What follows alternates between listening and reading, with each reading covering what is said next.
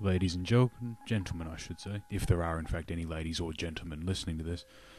Back again, 2 videos today. First off, I'm going to find the secret exit for one of the levels that Corey missed, as soon as I remember which ship actually leads to the desert world. Ocean world is Ray's problem, not mine. I'm skipping deserted because it's a keyhole exit, and while I believe the levels have keys in them, they're a bitch to find. Mostly if you want them, it's easier to just unlock the item shop and buy the keys. However, the item shop's in Ray's world and he hasn't unlocked it yet, so we're kinda screwed at this point. And by kinda, I mean completely screwed, but only because I'm too lazy to actually find the keys.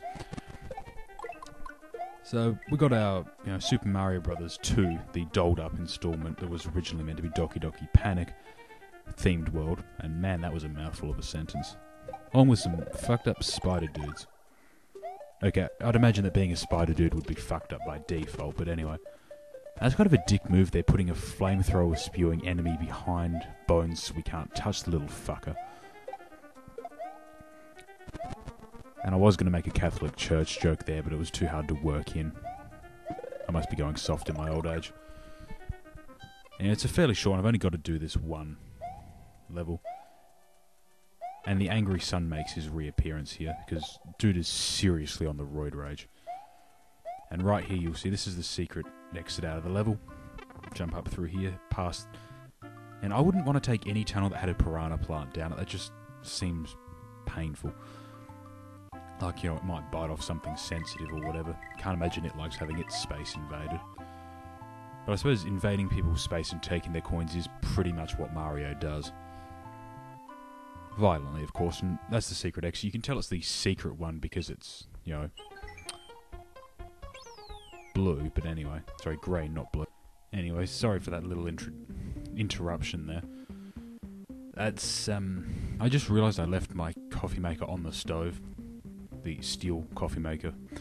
And I was about to have a steel fire on my hand if I didn't do something about it.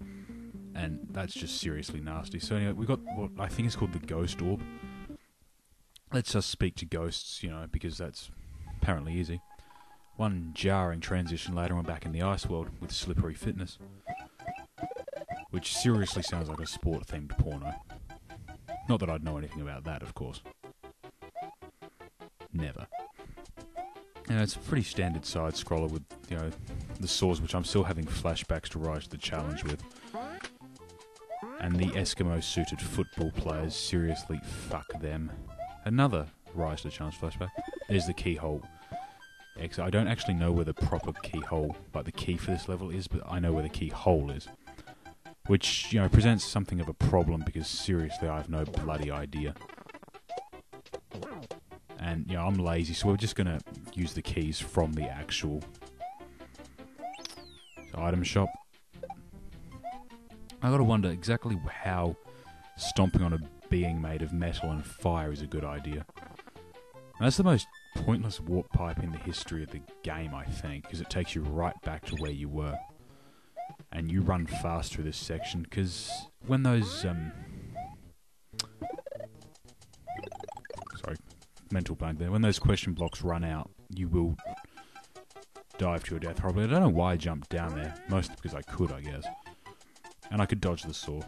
And the fucking flea bags, which are everywhere in this level. And anyway, it's actually a pretty basic level, really. You can see right there. Not a lot to talk about, not a lot of fun to be had with it. But anyway. And a little shorted penguin dude has something to say here. So there is a timer on the amount of... whenever you're in the water, you see that little bar pop up. If that runs out, you die. Like a lot of things with Mario games, there's not a lot of subtlety to it. You can recharge the bar just by getting out of the water, even for a split second. It's fairly effective to just leap up and down in the enclosed areas so you can get the air. Although, I can't imagine what getting out of the water and into the windshield would do for your hypothermia normally. Mario must be some sort of, wind spirit or some shit, because that should seriously be fucking him up. And yeah. Power block, this is not actually necessary for the game, and I'm going to antagonise the charging chuck just so I can do that to the little bastard. Watch him fall to his watery grave. Anyway, I'm only doing it to pick up more coins because coins are kind of the lifeblood of this game. It's got those RPG elements, and you pay for a lot of stuff with the coins, which is better than paying with your life, but not quite as exciting. And we're back underwater, and seriously, what the fuck is, sea spines, or whatever the proper name of them, doing in water cold enough to freeze a man's balls off? You can see right there me having trouble staying on the goddamn thing.